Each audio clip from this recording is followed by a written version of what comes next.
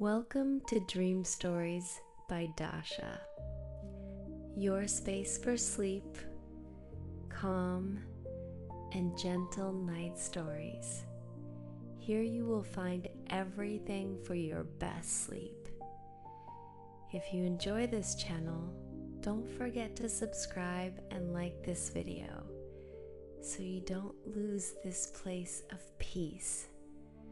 Now, close your eyes and slowly let go. Claire met Michael when she was 22.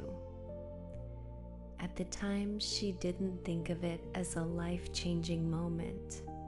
It felt ordinary, simple, like many beginnings do before they slowly become something much larger than expected. She had just started her first serious job after university. The kind of period in life where everything still feels unfinished. People around her were moving in different directions. Some were getting married. Some were leaving the city. Some still had no idea what they wanted. Claire belonged somewhere in the middle. She wasn't lost, but she also wasn't certain.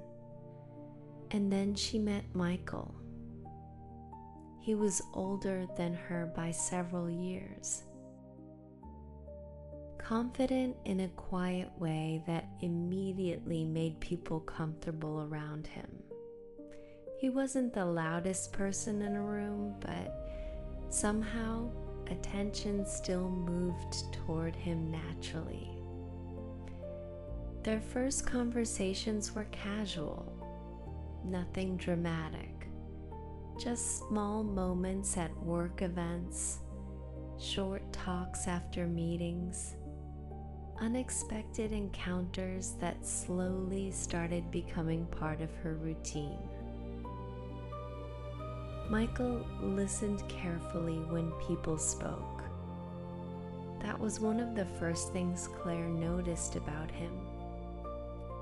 He never seemed distracted, never impatient. When he spoke to her, it felt like the rest of the room became less important for a moment. And for someone who had spent most of her life feeling unnoticed, that feeling mattered more than she wanted to admit. At first, she didn't tell anyone about him, not because it was a secret, but because nothing had happened yet, at least not officially. There was no relationship, no promises. Just a growing sense that her attention kept returning to the same person again and again. And slowly, without realizing it, Claire started building small parts of her future around someone who had never actually asked her to. At first, everything between them moved slowly. So slowly that Clara often questioned whether she was imagining parts of it. Michael never rushed anything. He never flirted openly, never said the kinds of things that clearly define where two people stand. But there was always something in the way he looked at her, something calm, intentional, as if he understood exactly how much attention to give without ever giving too much. They started spending more time together naturally. Coffee after work, conversations that stretched longer than planned, walks through the city that began casually but somehow always ended hours later. Claire noticed how easy it felt around him. Not exciting in a dramatic way, not chaotic, just steady, comfortable, like stepping into a version of life that already felt familiar. Her friends noticed the change in her long before she admitted it herself. "You talk about him all the time now," one of them laughed one evening. Claire denied it immediately, but later that night, alone at home, she realized they were right. Michael had quietly become part of almost every thought she had about the future, and that frightened her a little, because there was still no clear definition for what they were. Sometimes he would disappear for days because of work, business trips, meetings in other cities, a schedule that always seemed slightly out of reach.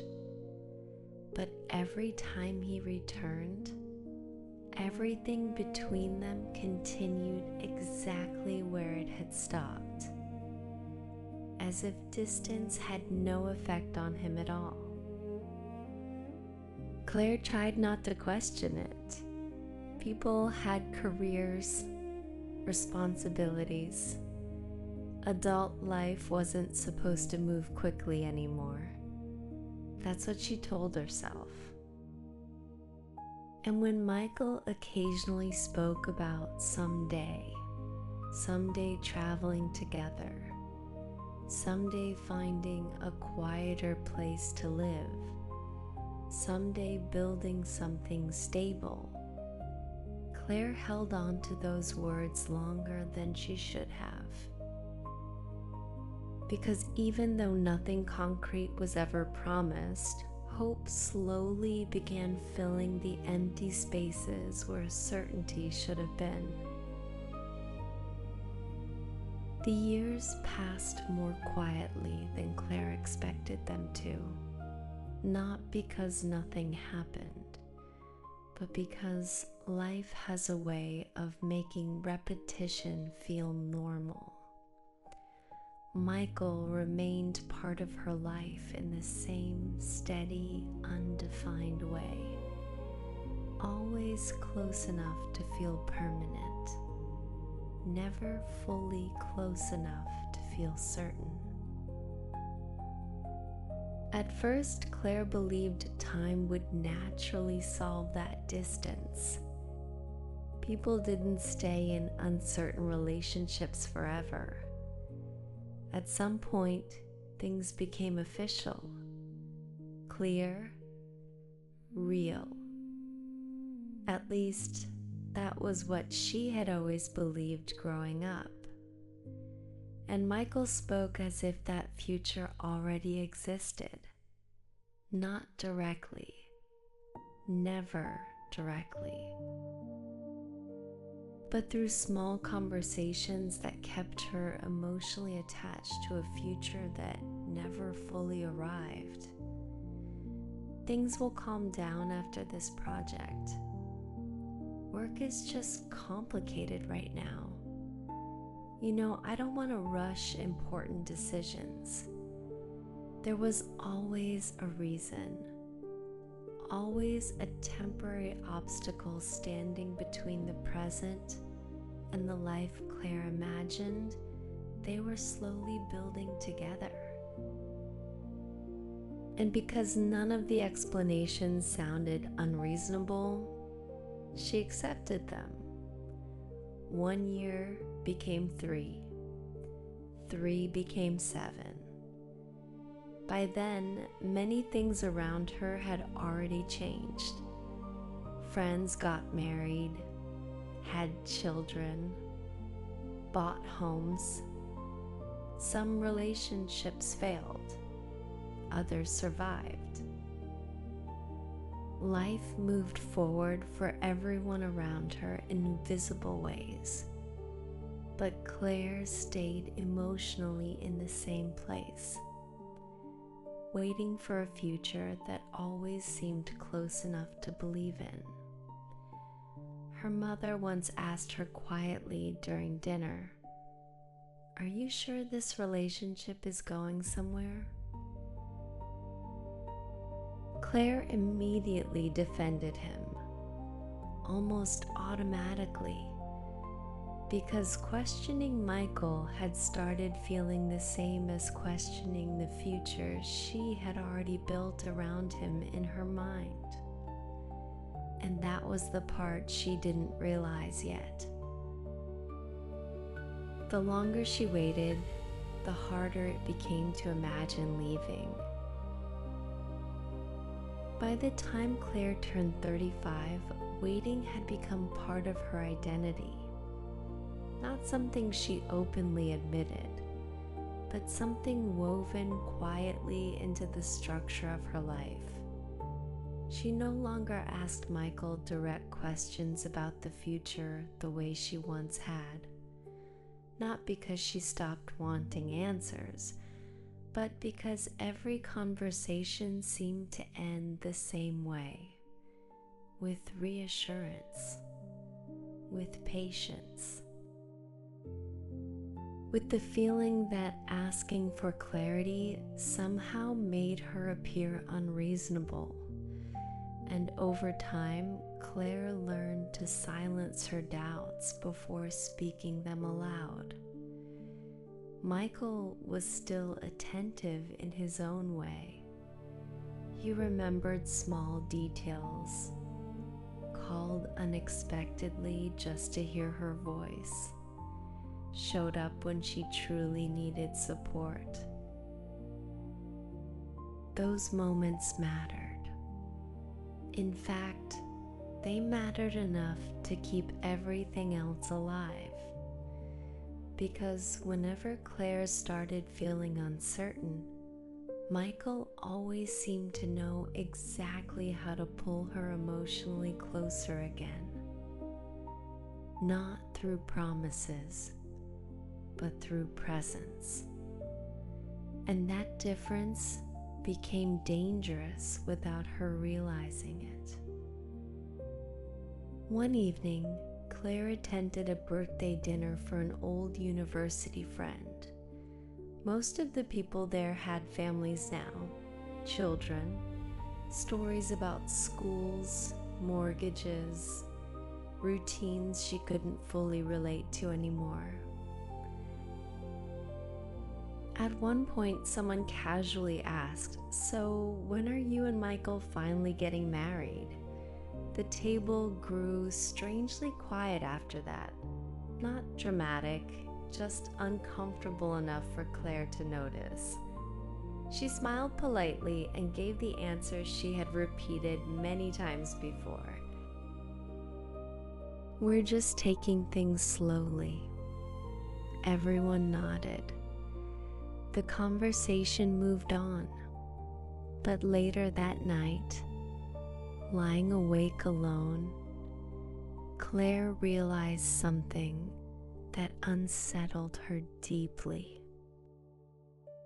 She no longer knew whether she actually believed the explanations she gave to other people, or whether she had simply repeated them for so many years that they had become easier than the truth. As the years continued passing, Claire stopped measuring time in seasons or birthdays. She measured it in postponements.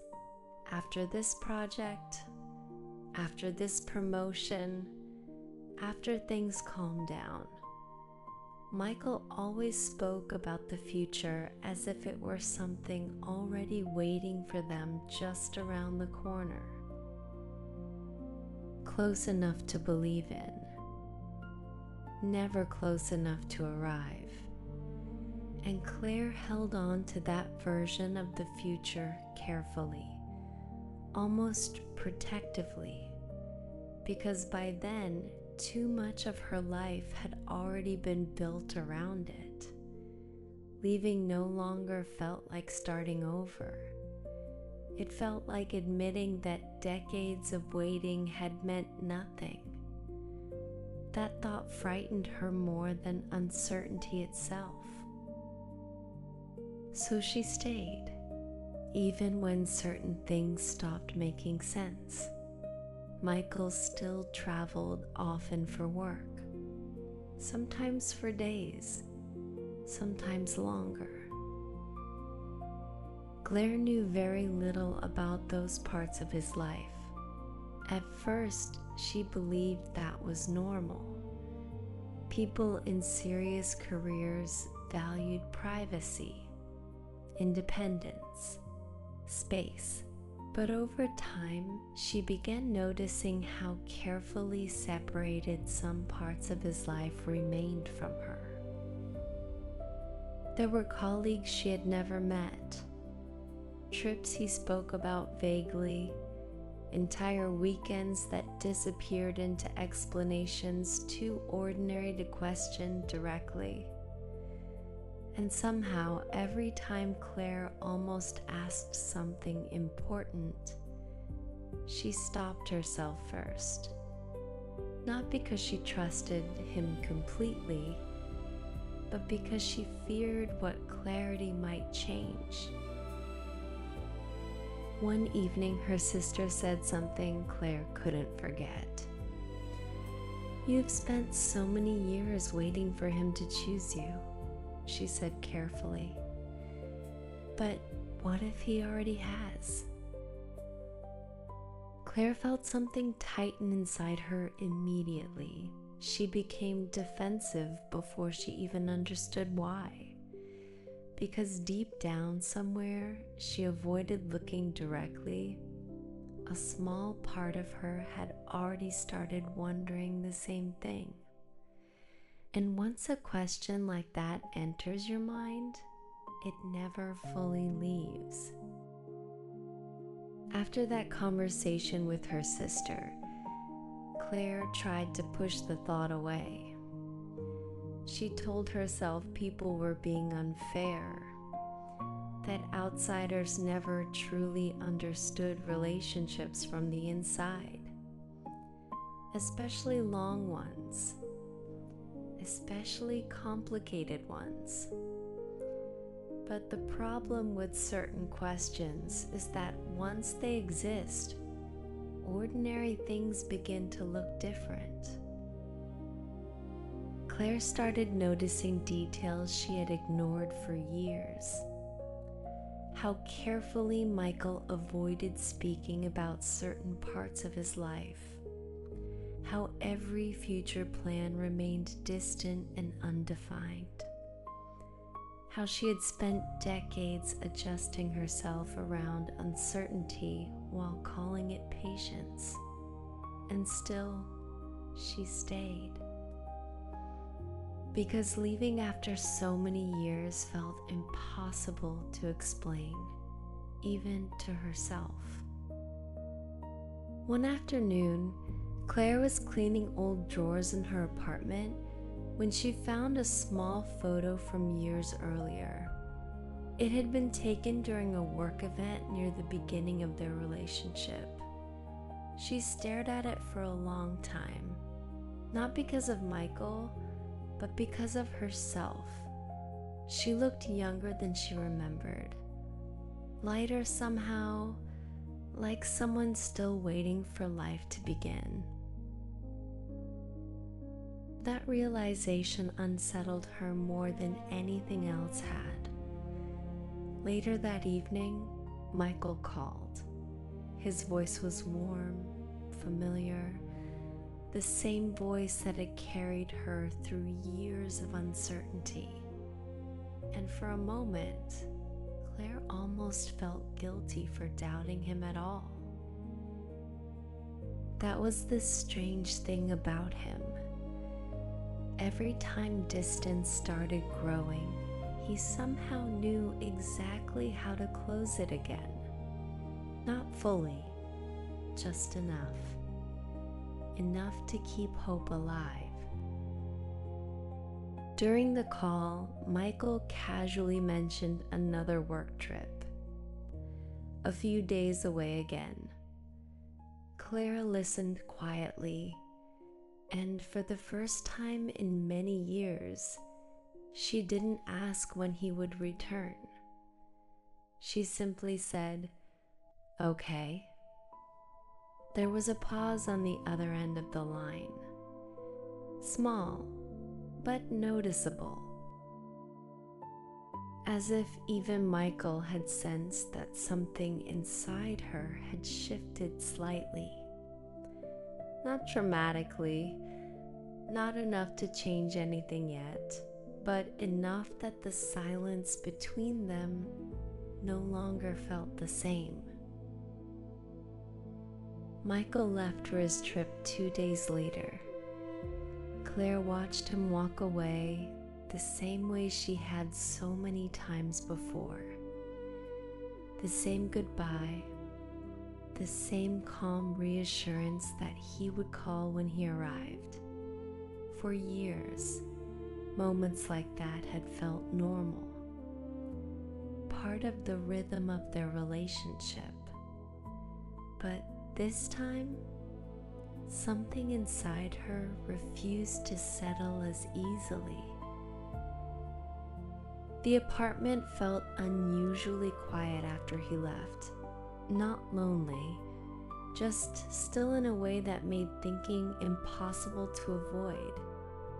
Claire tried distracting herself with work, errands, ordinary routines, but her thoughts kept returning to the same uncomfortable realization. She knew surprisingly little about the life McCall lived when he wasn't with her. And somehow, after all those years, she had accepted that as normal. One evening, unable to sleep, Claire opened an old box of photographs and papers she hadn't touched in years. Receipts from trips, cards Michael had written, small memories she had carefully saved without thinking too much about why. At first it comforted her, proof that their relationship had been real, that it had mattered. But then she noticed something strange. Dates. Small inconsistencies she had never paid attention to before. Trips Michael claimed were for work that didn't fully match other memories she had from those same periods. Tiny details. Nothing dramatic on their own, but enough to leave a quiet unease behind. Claire closed the box quickly, almost angry with herself. She hated the feeling growing inside her, not because she fully believed something was wrong, but because she was beginning to understand how much of her life had depended on never asking certain questions too closely. The next morning, her phone rang unexpectedly. It was an old colleague she hadn't spoken to in years. Their conversation was casual at first, work, life, people they used to know. And then, without warning, the woman mentioned Michael's name. "So he's still traveling back and forth all the time?" she asked casually. Claire frowned slightly. "What do you mean?" There was a short silence on the line, just long enough to change everything Claire thought she understood. The silence on the phone lasted only a few seconds, but for Claire, it felt much longer.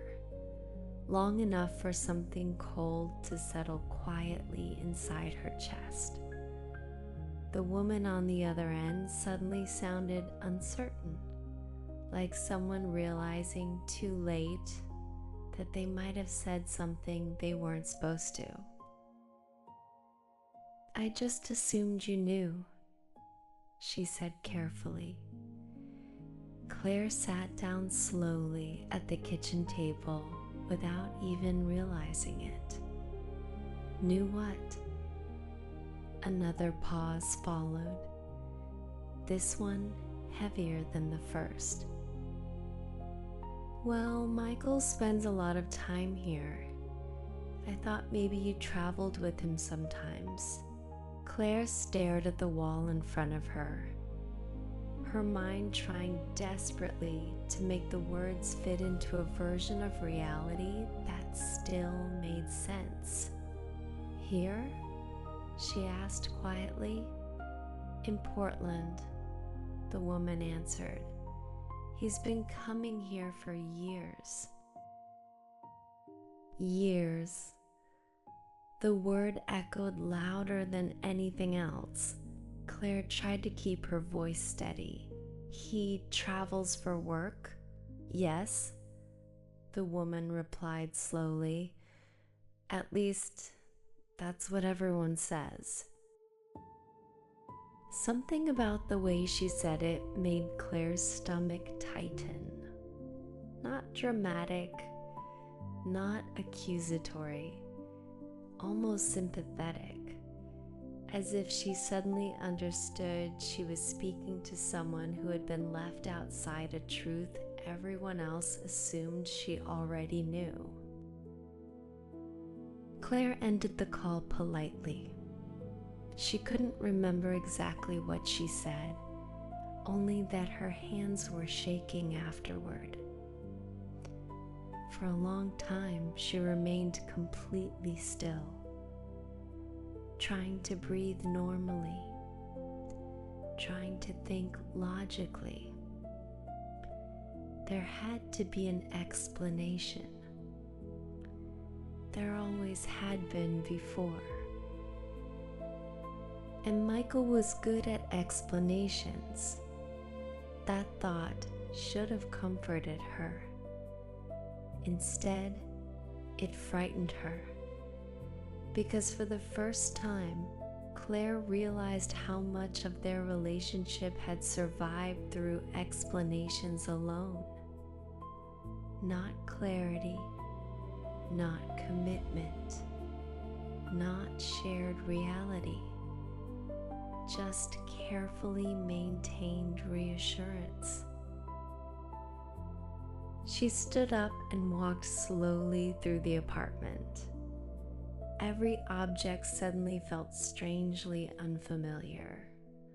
Photos, books, small traces of a relationship that had shaped most of her adult life. And yet, standing there, Claire understood something deeply unsettling. She had spent 30 years emotionally attached to a man whose full life she had never truly seen. That evening, Michael called as usual. His voice sounded warm, relaxed, completely normal. Claire listened quietly while he talked about meetings, long days, plans for returning next week. The same tone. The same rhythm she had trusted for decades. And suddenly, for the first time in her life, she heard something she had never allowed herself to hear before. Distance. Not physical distance. Something deeper than that. Like a wall hidden behind familiarity. Michael eventually noticed her silence. "Is everything okay?" he asked. Claire closed her eyes for a moment before answering. "Yes," she said softly, but even to herself, it no longer sounded true. After that call, Claire stopped recognizing her own thoughts. Everything felt divided into two versions of reality. The one she had lived in for 30 years, and the one that was slowly starting to reveal itself underneath it. She didn't confront Michael immediately, not because she didn't want answers, but because she wasn't sure she was ready for what those answers might do to everything she had built her life around. Instead, she did something she had never done before. She started paying attention, really paying attention, not to what Michael said, but to what he avoided. He still called regularly, still sounded the same, still asked about her day in a way that felt familiar. But now Claire noticed the gaps, the moments he was unavailable without clear explanation, the trips that were always just work, the parts of his life that never fully connected into a complete picture. And the more she observed, the more uncomfortable everything became. One evening, she went back through old messages, years of conversations she had once read with trust, even affection. Now she read them differently, slower, more carefully, looking for patterns she had never questioned before. And she found them.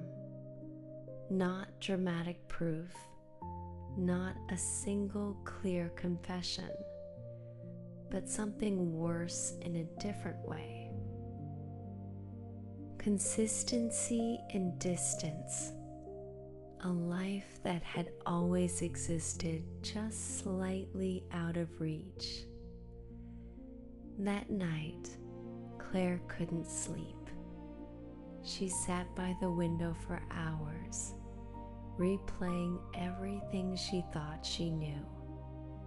And for the first time, she allowed herself to ask the question she had avoided for decades.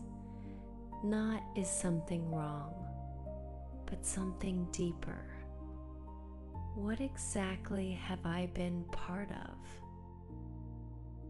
The following morning, Michael called again.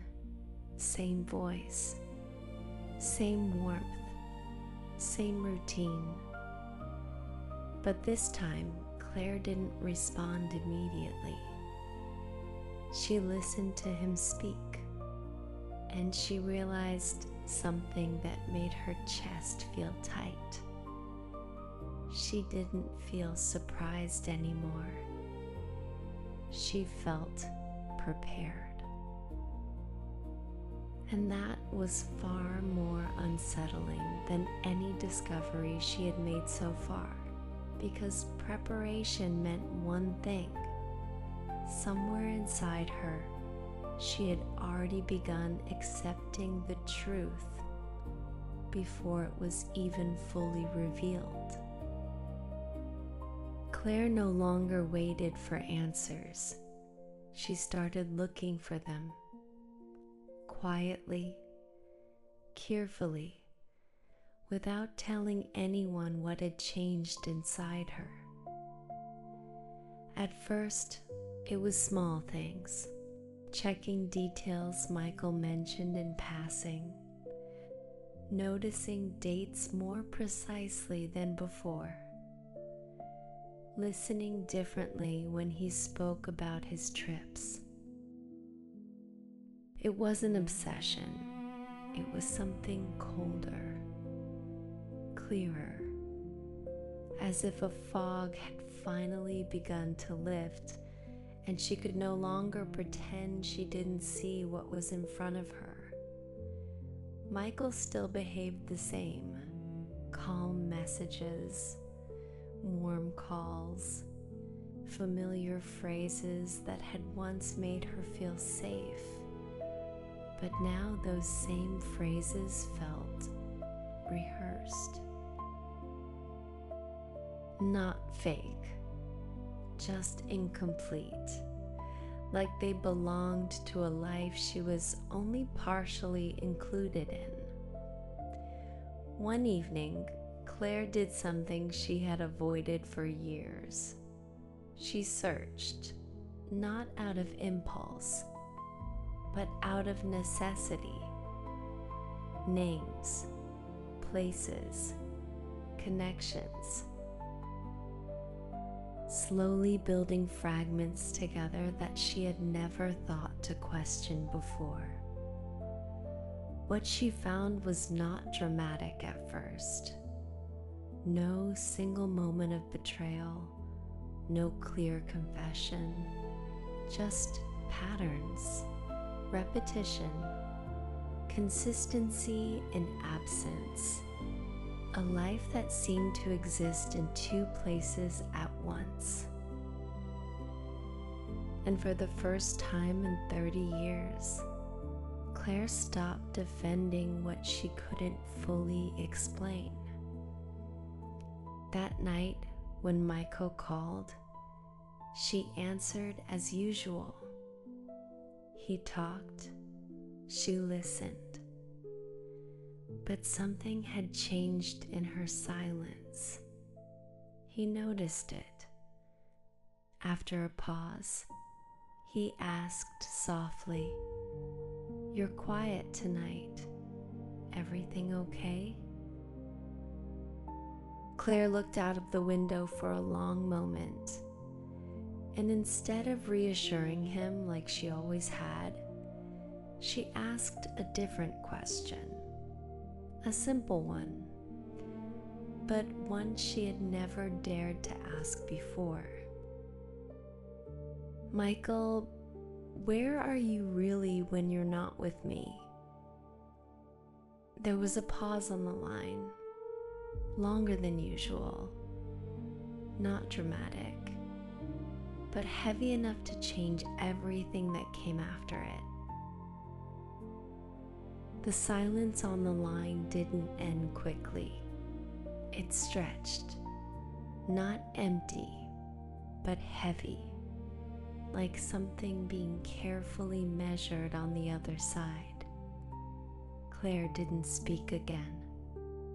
For the first time in a long time, she allowed herself to wait without filling the space with explanations or softening words. Michael finally exhaled, not loudly, just enough for her to notice. "Why are you asking me that now?" he said quietly. It wasn't anger, not yet. More like caution, as if he was trying to understand what had changed in her voice. Claire tightened her grip on the phone, because that was the question she had been asking herself too. Why now? Why after so many years? And the answer frightened her more than the question itself. "Because I don't understand anymore," she said. Another pause followed. Shorter this time, but sharper. Michael spoke again, slower. "I've always told you about my work. You know I travel a lot." Claire closed her eyes for a moment. That sentence, the same sentence, the one she had heard in different forms for decades. But now it didn't feel like an explanation. It felt like repetition, carefully maintained, protected by habit. She walked slowly through the apartment while he continued talking, each step making the space feel more unfamiliar than before. Photos on the wall, objects that once represented certainty, now just fragments of a life she was no longer fully part of. "Claire, Michael said again, softer now. What exactly are you trying to say? And for the first time, she didn't protect his comfort. She didn't soften her question. She didn't translate doubt into understanding. She simply said it. I think you have another life. The words didn't sound loud, but they changed everything immediately. The line went silent again, but this time it felt different. Not like confusion, not like misunderstanding, like something that had finally been spoken out loud after being avoided for far too long. And in that silence, Claire understood something she had been afraid to face for years. Whatever came next could not be undone. The silence on the phone didn't end the way Claire expected. It didn't explode. It didn't collapse. It simply changed. Michael didn't answer immediately, and that absence of words felt heavier than anything he could have said. Claire stood still in the middle of her apartment, holding the phone, listening to nothing, waiting for denial, for anger, for reassurance, for anything that would return the world to something familiar. But instead, Michael finally spoke, and his voice was quieter than before. Claire, he said slowly, this isn't something you understand the way you think you do. Her chest tightened slightly, not because of what he said, but because of how carefully he said it, like someone choosing each word not to explain, but to control the shape of what comes next. I never lied to you, he continued. I just didn't tell you everything. That sentence landed differently. Claire closed her eyes for a moment because suddenly everything she had been feeling for days stopped being unclear. It became sharper, defined, not a suspicion anymore, a structure. You didn't tell me everything, she repeated softly. Her voice didn't rise. It didn't shake. It just sounded tired. And that tiredness changed something in the conversation. Michael exhaled again, longer this time. Like he knew the direction this was going. I didn't think it was necessary, he said. Claire opened her eyes, and for the first time in 30 years, she didn't try to understand him. She simply asked, what part of your life did you decide I didn't need to know? There was no immediate answer, only silence again. But this silence was different now. It wasn't uncertainty.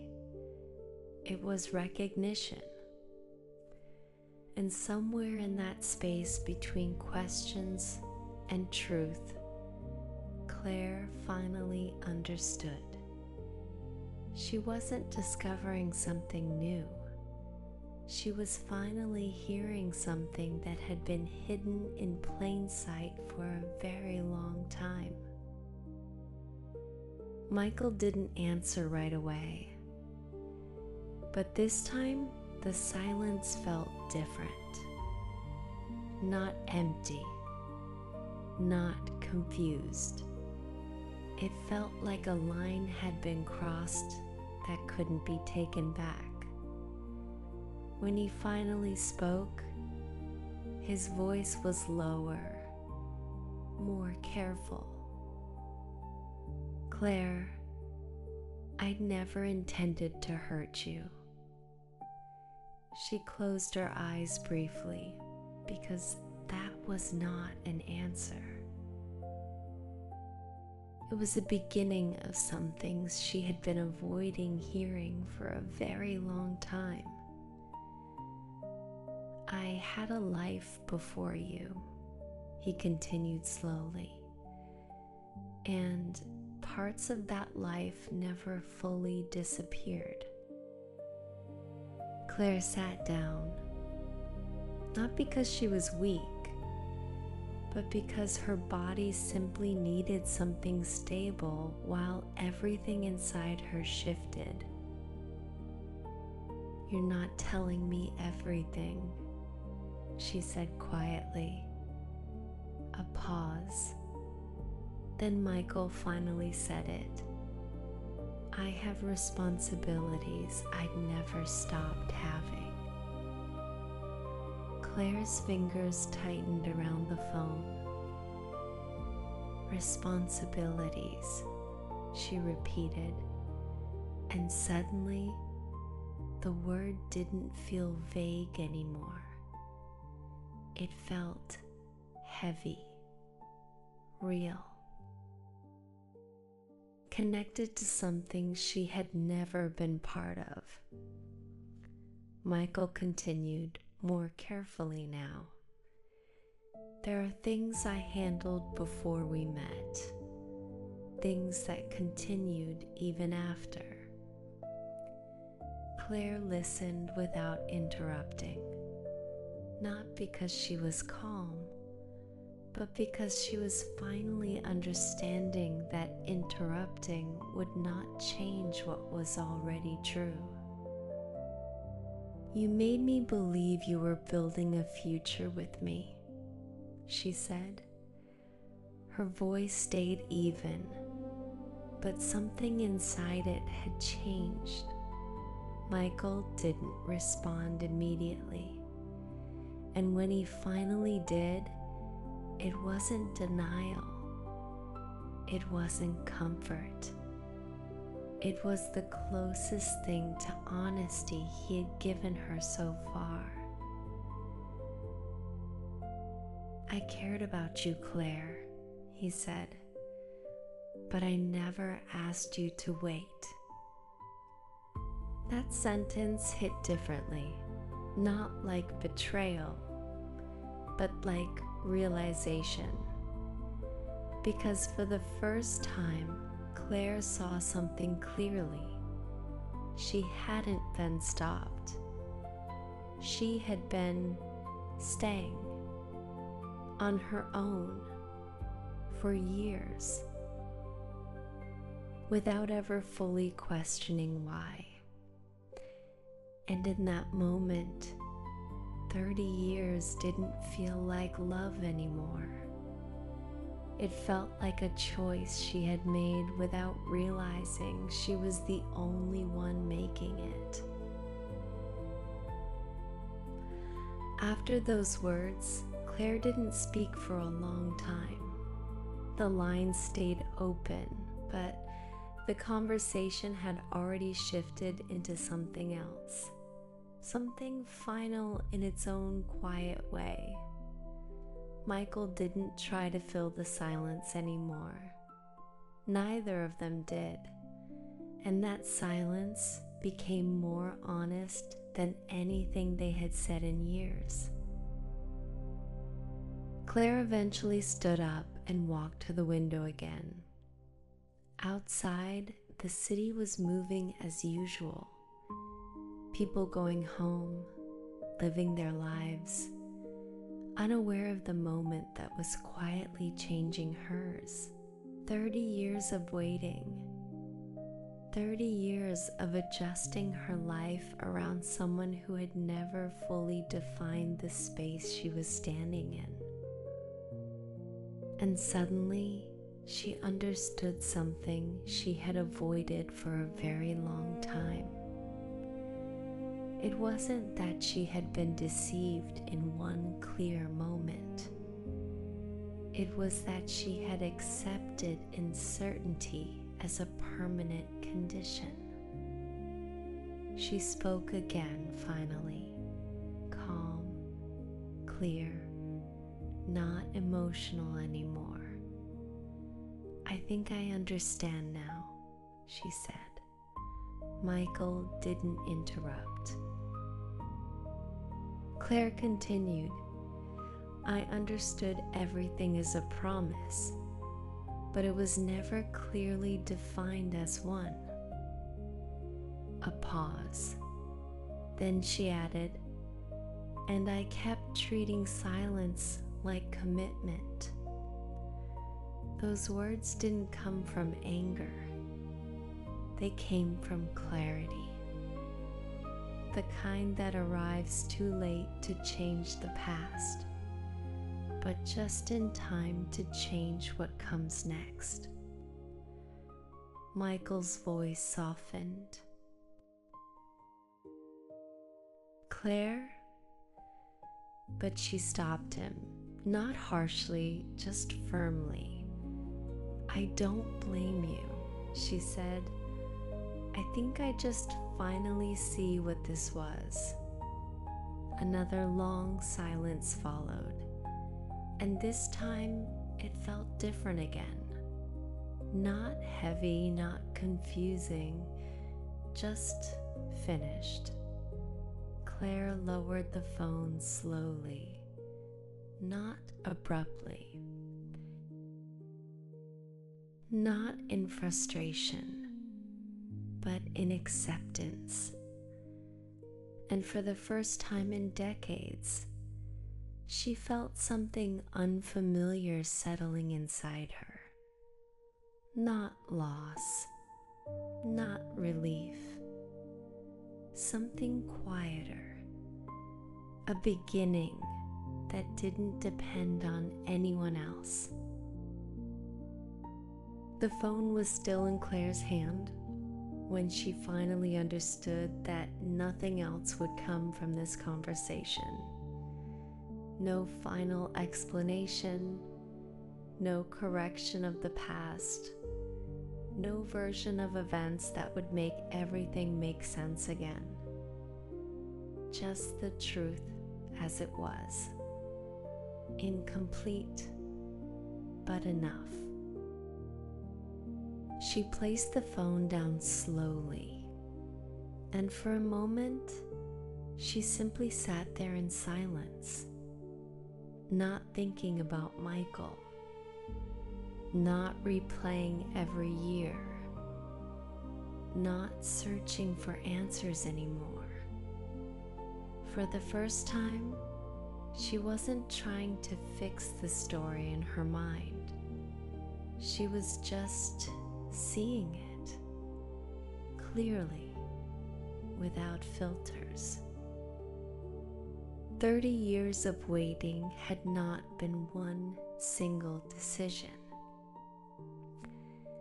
It had been thousands of small ones. Staying, not asking, accepting uncertainty as something normal, believing that clarity would eventually come on its own. And as she sat there, Claire realized something that felt strangely grounding.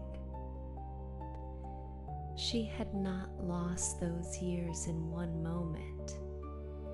She had lived them fully. Even if the meaning had been different than she once believed, that thought didn't erase the pain, but it softened it. Not everything in her life had been a mistake, but not everything had been what she thought it was either. Claire stood up and looked around her apartment. It didn't feel like the end of something anymore. It felt like space she had never really had before. Her phone rang once more. She didn't look at it immediately. When she did, she saw Michael's name. And after a long pause, she didn't answer. Not out of anger, not out of revenge, but because for the first time in 30 years, she didn't feel like she needed to continue a conversation that had already ended inside her long before it ended on the phone. She turned the phone face down and walked away. Sometimes the hardest truth is not what we discover, but what we finally stop waiting for. Claire didn't lose 30 years in one moment. She slowly gave them away, believing that clarity would come later. But in the end, she realized something important. Not every unanswered question deserves to be chased forever. And not every story is meant to be completed by someone else. Some moments in life end quietly when we finally choose ourselves. If you enjoyed this story, please like the video and subscribe to the channel. It really helps to support more emotional stories like this. Some stories don't end. They stay with us.